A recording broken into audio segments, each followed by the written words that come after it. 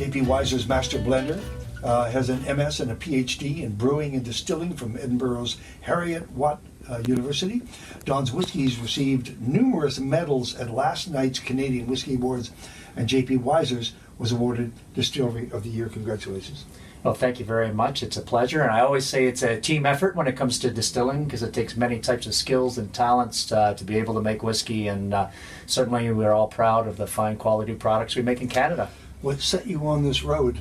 What were you going to be before you decided? Yeah, I went to school as a microbiologist at the University of Waterloo. My thoughts was to go into the pharmaceutical industry, but it's word of mouth, getting a job. I applied to the Hiram Distillery in Windsor, Ontario 23 years ago, and I stayed. And the company's been fantastic to me, where they've spent me to go to education in a school where I did my Master's of Science in Brewing and Distilling and my PhD in Brewing and Distilling. What was your first job at Weiser?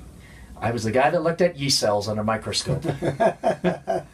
Yeah, not an easy job, but it's very important. I always say that fermentation is the heartbeat to the distillery, and it's very important to develop the flavors in the whiskeys that we're trying to make. You bonded with the yeast cells. I certainly bonded with the yeast cells. Or they divided with yeast. That's what a yeast cell does. But yeah, it's very important to bring out those fruity notes, those floral notes in whiskeys, and we are brewers first in the distilling industry, and that's one of the things I work on and concentrate on when we develop whiskeys is what does the brewing process bring to the table along with the grain and the certain barrel types, and that's what a master blender thinks about at night.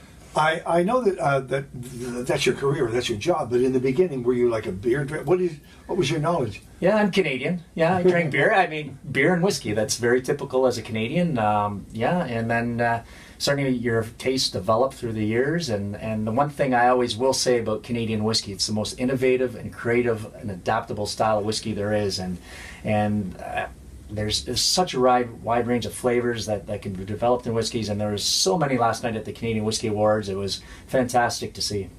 Blending is an art form, and that comes from my years of doing radio interviews or for wine. It is an art. It is the greatest art form, actually, because you're on your own. There's nobody, unless there's a board telling you what to do, you're basically trying to find the sweet spot for that liquid. Yeah. One of the things I've realized since I've been the master blender at the site, it's very important to go out and talk to your customers and your consumers and what are they looking for. If I made whiskey to my taste, heaven forbid, I mean, it's really trying to find what consumers are looking for. An example would be years ago, the traditional styles of Canadian whiskey, like J.P. Weiser's, tended to be the lighter, smoother style of whiskeys, but you're now seeing a trend moving more to the rye style of whiskeys, like the brand's Lot 40, where you want bigger, bolder, spicier styles of whiskeys. And I always attributed this that I'm an older guy. I grew up on a meat and potato diet. Light, smooth whiskeys was that sort of generation, but millennials today are growing up on a sushi diet, right? Yeah. They're different culinary experiences, so we're starting to see more spicy, bold styles of whiskeys. And the thing with Canadian whiskey, we can adapt to it, and that's what blenders think about. We're going to start steering our whiskey category this way and bringing in more of those flavors forward. So, in other words, if you said to a songwriter, are you writing for the audience or yourself? All the songwriters say the same thing. I'm writing for me. I'm not writing for the audience. I'm writing for me. You have to be true to me. Mm. But you're kind of the reverse of that, because you're listening to what your customers and the clientele are saying. Absolutely. I mean, we can make so many different styles of whiskeys in Canada, and I want people to enjoy them, and I love bringing new things to the table. I'm still thinking of 2 years, 3 years, 5 years, 10 years as a blender. I got to leave a legacy for the next master blender. Yeah. And things I'm working on today may not resonate with the consumer today, but I'm thinking it may in 10 years. And so when the next master blender takes over, they have a stock of goods. It's almost like my retirement package. How old is your first blend now? How old is it now in the bottle? Well, I started in 1996, and we have inventories of whiskeys certainly that old. Wow. Not much left, but mind you, we still have whiskeys that old. He is Dr. Don Livermore. Now, last night, what was the blend that you won Blend of the Year? It's the Gooderham & Worts 11 Souls. Bring that forward. Yes, okay, I certainly Place will. It in your hands. Yes. Make sure the label gets towards... Yeah, this is a rare release for Canada. The Gooderham & Worts Distillery was originally downtown Toronto. So if you know the distilling district of Toronto, when Gooderham came into Toronto in the 1830s, he sailed over on a ship. and it's very dangerous back in that Yeah. time period. So a lot of people perished along the way, and many families did. And the story goes, Gooderham adopted 11 children when he came into Canada. So this is in response to a little bit of that storytelling around the brand, and that's why we called it 11 Souls. Probably the most challenging blend I've ever done. So the marketing on it says, well, you got to put 11 different types of ingredients into it. So, so I'm going into inventory to think about the barrel types and the types of grains and the types of distillates and the age of it. So it is a very, very complex style of whiskey that we certainly put in this blend. And again, won the blend top blend of the year. Could I feel my lungs? You sure can. Could I? Oh, cork pot there, nice. Thank you. That's for you? Okay. That's for me. And one more thing. Let's do that cork pop again. All right. Let me get it right. You ready? Ah, it's a beautiful thing. Yes, the cork pops are for I want awesome, that to be my message received. Yes. Very cool. So what were the 11? I mean, can you... Yeah, I was working on when blenders develop recipes. There are really three things you look at: is you put the age, you put the type of grain, what you're going to put into the blend, the type of distillation, and the barrel type. So within this whiskey here, we have rye in it, barley malt, rye malt, wheat, corn as the 5 different grains that went into it. I got brand new virgin oak barrels. I got once used American bourbon barrels, et cetera, as we go along here. And each we develop not at the same proportion, but I'm trying to bring them out as the different flavors along the way. When you do your final blend, do you walk away from it, give it a week or two, give yourself a break, and then come back with a fresh mouth? And Yes, and I also get feedback from the employees at Hiram Walker that are in and around me. I said, what do you think of this blend? I know what whiskey drinkers are looking for. What do you think? Do you need me a little bit more of this? So I do ask for feedback, and yeah, we do walk away from it. And I actually try it at different times of the day as well. Sometimes when I'm working on a blend in my lab, first thing in the morning, when I get on my lazy boy at 10 o'clock at night, it's different. And I've changed recipes based on that. So it's all about the occasion. does he look like a lazy boy kind of guy? You have to sit still to be on a lazy boy. Believe it or not, 10 o'clock at night, I'm sitting on my lazy boy for sure, yeah. What's the price point? That one sits around that $99 range in Ontario. It varies across Canada. We'll do close-ups on these bottles in just a moment. Take us from left to right, if you would, Dr. Don, and tell me about Pike Creek. So the Pike Creek family of whiskeys is tend to be your older whiskeys, and they're lighter style of whiskeys which have been double distilled. And what we do is we choose to finish the whiskey. And what I mean by finish the whiskey is we've aged it in Canadian whiskey barrels for a period, taken it out of the barrel, and then put it into a different type of barrel to bring in flavors for this whiskey. One of the top whiskeys last night was Pike Creek, the 10-year-old, where we finished it in Caribbean rum casks, and it won the Sipping Whiskey of the Year. This one is the rare release of it. It's a Pike Creek 21-year that's finished in a European oak cask, so it really brings forward those nice vanilla, caramel, toffee notes. Layman's question, aren't they all sipping whiskeys? Does anybody gulp whiskey? I suppose. There's whiskeys are designed around the shooter style. Again, that comes back to know your audience, what style of whiskey you're trying to bring forth. So some whiskeys are done in the shot occasion, but I would agree with you. Most whiskeys are sippers. What's that second bottle, the tall one? So that one's Lot 40. Lot 40 is our 100% rye whiskey.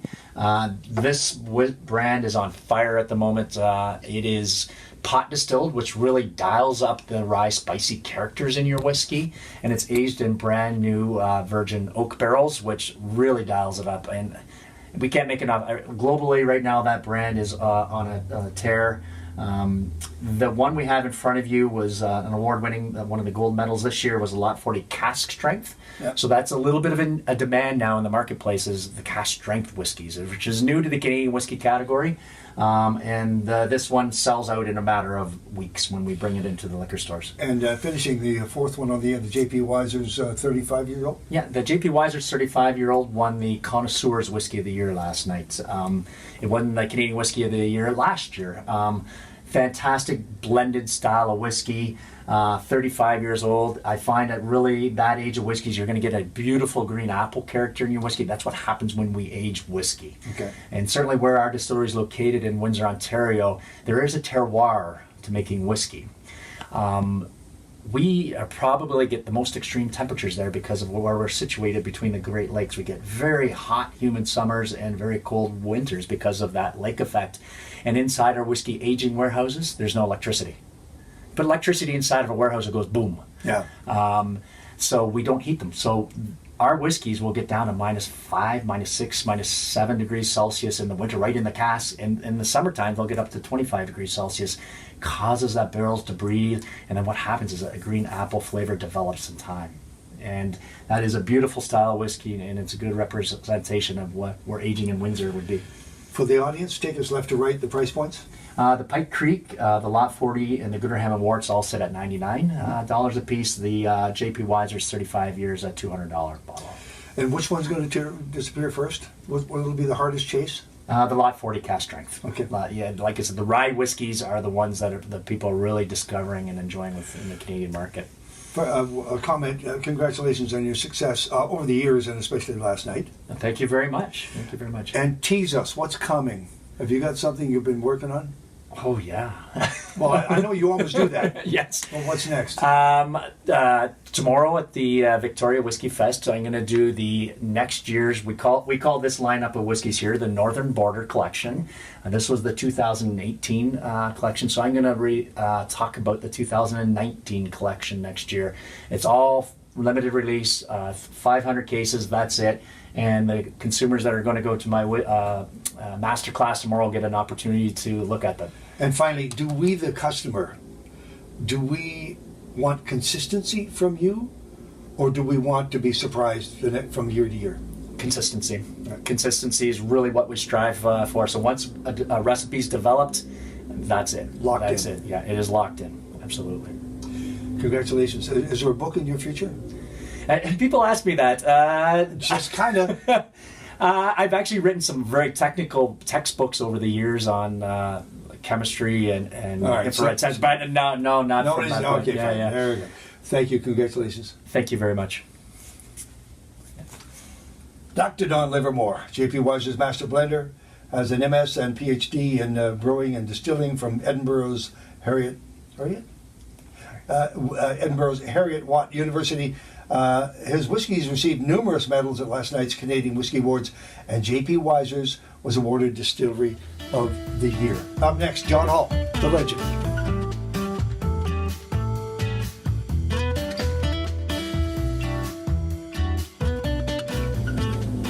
This is Tasting Room Radio. I'm Terry David Mulligan. I am knee-deep in whiskey, and it's a good thing, whiskey people. John Hall is a master distiller, founded 40 Creek Distillery. He pioneered Canada's whiskey, returned to prominence in the United States and Canada, and he was awarded a Lifetime Achievement Award by the Canadian Whisky Awards in 2015. Did Cash go with that award? No. You got a But plaque? a lot of very proud of it, yes, absolutely. Let me take you back. When did you even become aware of whiskey? How old were you? Oh, I was around 17 years of age. I grew up in South Detroit, Okay. which is, Canadian terms, is called Windsor. Just a few city blocks from where Don Livermore does his magic at Hiram Distillery. And I used to walk past that place twice a day, going to school and coming back from school. And when I graduated, I wanted to work for Hiram Walker. I wanted to be a whiskey maker. I think there was some aromas emanating out of that distillery. You bet, yeah. And I said, that's what I want to do. And I graduated in 1970, and that was called the boom boom years. Uh-huh. That's when every graduate had at least 2 or 3 job offers before they were even out of their graduation gown. Except me. I was the only one that graduated in my chemistry microbiology class that graduated without a job, because Hiram Walker never hired me. So then, who made the first offer? Well, what I did was I ended up trucking up to the Niagara Peninsula and became a winemaker, which I did for the next 22 years. And then, like when I was growing up, I always people always thought they had to find themselves, because I grew up in the 60s. Well, I always thought you had to create yourself. Yeah. And so it was time to move on from winemaking, and I thought, oh, I got to do something else. And I noticed that the Scotch guys were stepping up their game. They were bringing out nice single malt Scotch whiskeys. Bourbon guys were doing the same thing with small batch bourbon down in Kentucky. But Canadian whiskey wasn't going anywhere in 1992. And in fact, Canadian whiskey peaked in 1982 at 8 million cases. By 1992, it had cut in half to 4 million. And I said, there's something wrong here. And what happened was the industry rationalized. Yeah. Down from 22 distilleries to 7. So there are only 7 distilleries. So I decided, you know what? I want to pursue my original dream job of becoming a whiskey maker.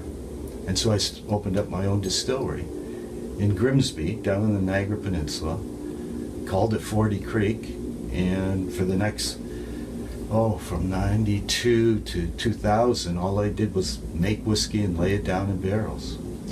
Did anybody tell you were crazy? Yes. Did you tell yourself you were crazy? Yeah, yeah. I mean, it was, most people would not have done that. Yeah. But what I saw was the Canadian whiskey industry needed to be renewed, because distilleries were closing down distilleries, and the industry was rationalizing. Whenever that happens, Yeah. there's always opportunities. Oh, yeah. If you see it. Yes. If you can see it, you can step into that vacuum. Everyone thought I was nuts. Well, here we are. The 2019 Victoria Wine Festival, the 2019 Victoria Whiskey Festival, and you have been recognized in the Hall of Fame. And what happened last night at the awards?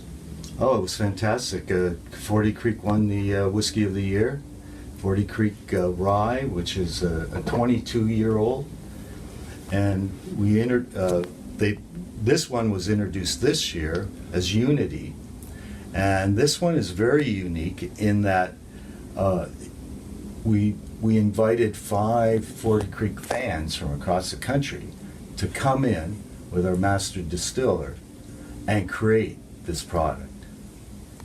That's risky. Yeah, it's very risky, but it worked very well, and it's done very well. I know that it has done well. What's the price point? This one, I think, is probably around $72. Okay. This one. Can we taste? Certainly, Please. absolutely. Hi, I'm doing this for you, okay? We're doing this for you. You got to taste. You have to breathe it in. You have to inhale it. You have to find that sweet spot in your chest.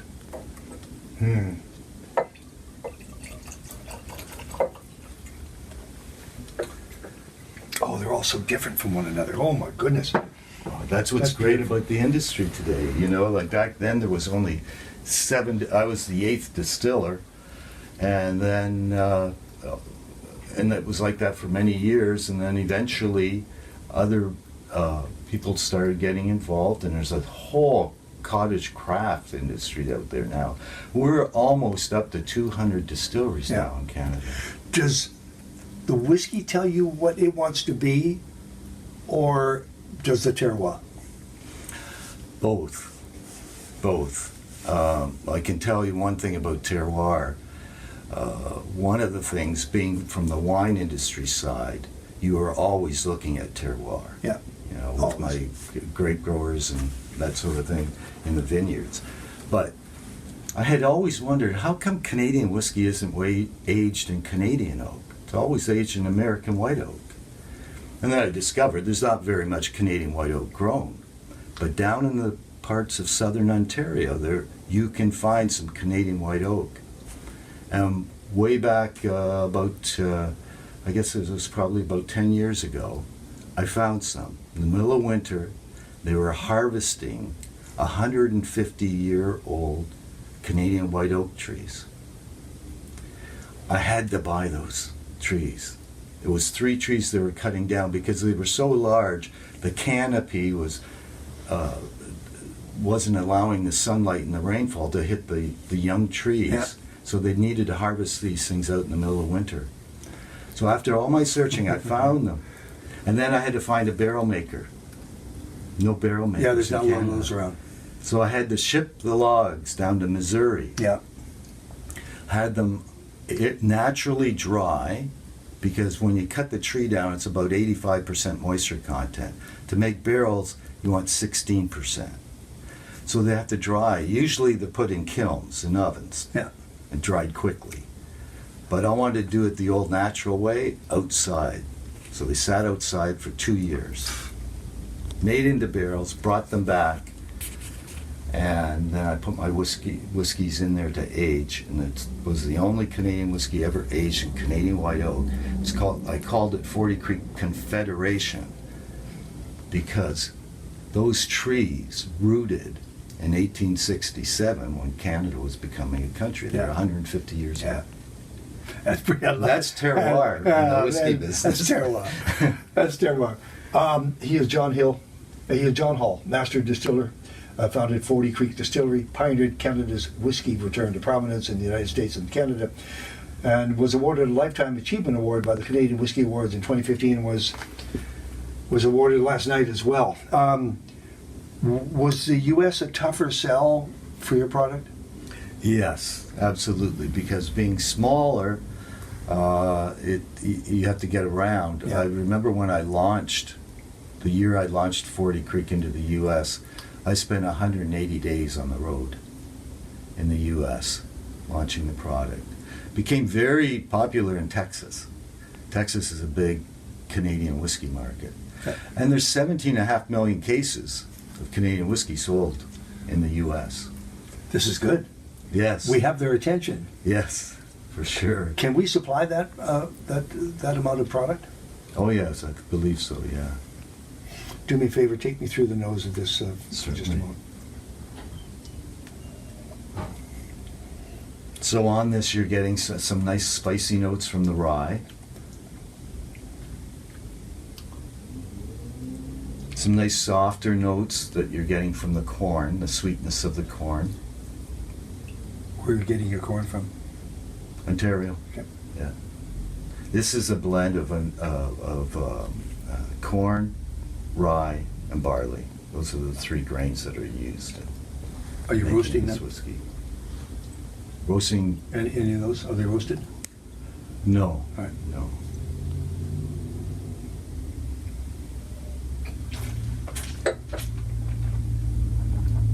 The barrels. Holy smoke. The barrels are toasted, and we use different toastings on our barrels. We'll use a light toast on the inside on some barrels. In other barrels, we'll use a medium toast and a heavy toast. Okay. We'll age, most of the corn will be aged in heavy toast, the rye in light toast, and barley medium char. Some people call them char or toast. John, I want to ask you about the portfolio at 40 Creek. How wide is it? How many different offerings do you have? Oh, we have, we've got a private or a limited edition that we do each year, which changes. The very first year I did 40 Creek small batch, then I did 40 Creek Heart of Gold, 40 Creek Portwood, where I made aged the port. Being a winemaker, I knew how to make port. I aged port in brand new American white oak barrels and made port just so that I get the barrels. So we did Portwood. Then we have 40 Creek Barrel Select, which is our main brand. After Barrel Select, we also have 40 Creek Copper Pot, 40 Creek Double Barrel, which is a double barreling process that we do on it, and then 40 Creek Confederation Oak, the one that I talked about. It's aged in Canadian white oak. So is your journey done? When do you step off this whiskey train and just go fishing or something? Well, I love fishing. And I do a lot of fishing. I do a lot of bass fishing, and I do fly fishing for salmon out in New Brunswick on the Ristigouche. And The one and only. yeah, and fortunately I have had the opportunity to retire now, and be able to at least reap some of the rewards of going on and making whiskey. 2 questions. What's the future then? What do your bones tell you about where whiskey's headed across Canada and around the world? Oh, it's just on the cusp. It grew 7% this year. As I mentioned, there's 17.5 million cases of Canadian whiskey sold in the States. High-end, deluxe-priced Canadian whiskeys in the States are up 112% over last year. I mean, people are drinking. That's one of the reasons why I got in the business back in '92, was because people are drinking less, but they were drinking better quality whiskeys. And what we needed to do was start to bring out better quality whiskeys rather than the same old, same old. And that's happening now. We're getting a tremendous diversity in taste. I know it's been many years since you've been in the wine business, but it also has exploded, certainly across Canada. Yes, absolutely. The winery that I had was called Kittling Ridge.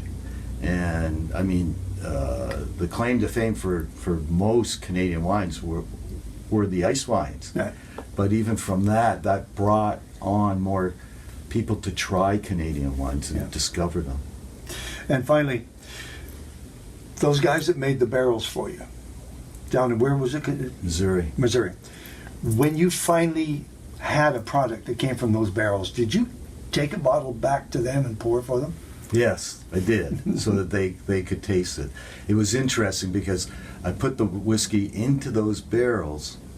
The first year, after 1 year, I tasted it and I thought, oh my God, I think this isn't going to work, because it tasted like pencil shavings. It just didn't have the right taste. And I thought it wasn't going to work. But finally, I left it another year and I tasted. All of a sudden, it totally changed. And then the third year, it was ready. So it's. Did they like it down there? Yes, they did. Yeah, Canadian whiskey is really enjoyed in the States. Congratulations on your success and your whiskey. Thank you very much, Terry. You're welcome. I appreciate it.